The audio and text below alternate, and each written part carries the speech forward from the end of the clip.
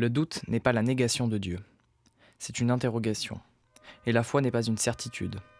On confond certitude et conviction. La certitude vient d'une évidence indiscutable ou d'une connaissance rationnelle universelle. La foi est une conviction individuelle et subjective. Mais dans tous les cas, elle ne peut être une certitude sensible ou rationnelle. Nul n'aura jamais une preuve certaine de l'existence de Dieu. Croire n'est pas savoir. Croyants et non-croyants auront toujours d'excellents arguments pour expliquer que Dieu existe ou n'existe pas. Aucun ne prouvera jamais quoi que ce soit, puisqu'elle ne repose ni sur une évidence sensible, Dieu est invisible, ni sur une connaissance objective. La foi implique nécessairement le doute. Il existe des croyants très engagés, très religieux, qui affirment ne jamais connaître de doute. Ce sont les intégristes. Mieux même, ils font du doute un phénomène diabolique. Pour eux, douter, c'est faillir, trahir, tomber dans le chaos, parce qu'ils érigent à tort la foi en certitude. Ils s'interdisent intérieurement et socialement de douter.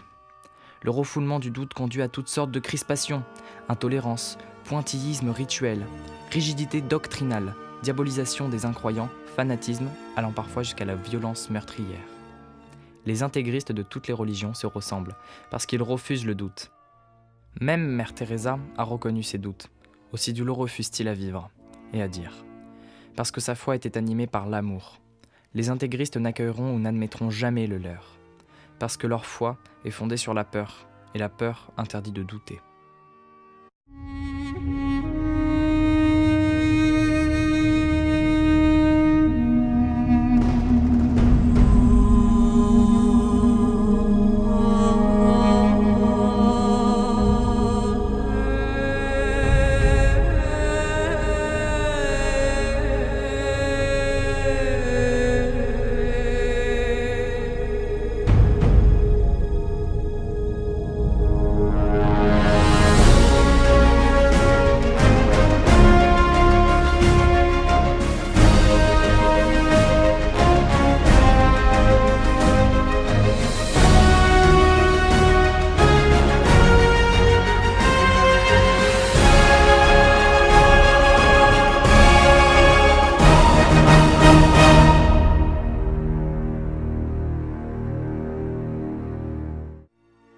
Ces textes me parlent. Lorsque j'entends le récit de Jean, cette histoire de mort sur une croix, de tombeau vide et d'apparition, au fond de moi, je me dis, est-ce que vraiment on peut croire à cette histoire de fou, sur la base de manuscrits vieux de 2000 ans? Est-ce que je peux fonder ma vie là-dessus?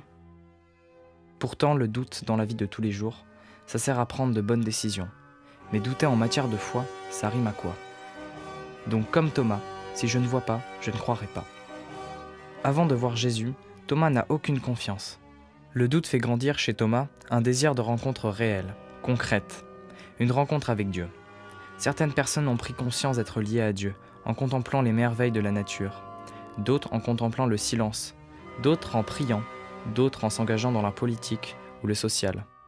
Pour certains, la rencontre avec Dieu est vécue dans un moment bien précis, à part, tandis que d'autres ont plutôt l'impression que Dieu les accompagne chaque jour. Je suis heureux quand je marche le matin très tôt dans les rues et que j'entends les oiseaux chanter. Je suis heureux de voir pousser les radis que j'ai semés sur mon balcon. Je suis heureux d'être accueilli par mon chat le soir en rentrant du lycée. Je suis heureux d'être à une soirée avec tous mes amis. Je suis heureux de voyager et de rencontrer d'autres personnes. Je suis heureux de voir ma famille réunie et de profiter des gens que j'aime. Personne ne peut voir Dieu, ni s'en saisir, mais beaucoup ressentent quelque chose. Dieu se présente sous 1000 facettes différentes et prend place partout où on l'invite.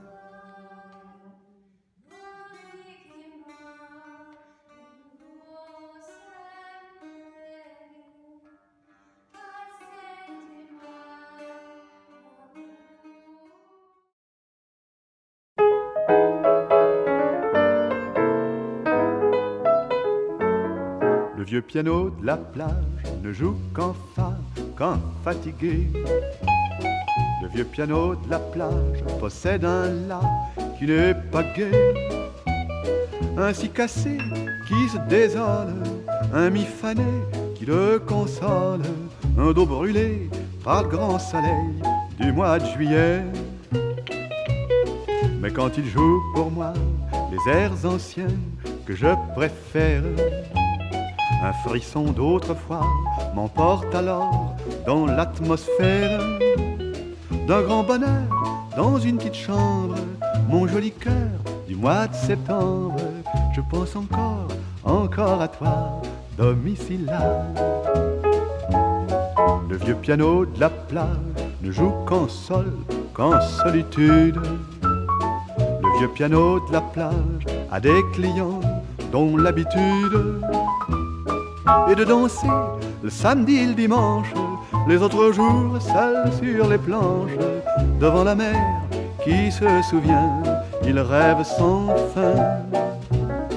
Et c'est alors que je sors tout courbattu de ma cachette, et que soudain dehors, tremblante, émue, devant lui je m'arrête. Et c'est inouï tout ce que je retrouve, comme cette musique jolie m'éprouve, me fait du mal, me fait du bien, je n'en sais trop rien.